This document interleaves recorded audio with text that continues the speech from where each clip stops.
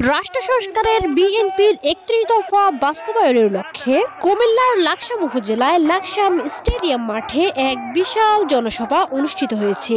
BNP মহাসচিব মির্জা ফখরুল ইসলাম আলমগীরের জনসভা উপলক্ষে মনোহরগঞ্জ উপজেলার ২ নং সরসপুর ইউনিয়ন থেকে বিএনপি ও অঙ্গ সংগঠনের উদ্যোগে এক বিশাল মিছিল নিয়ে উপস্থিত হয় সবাই।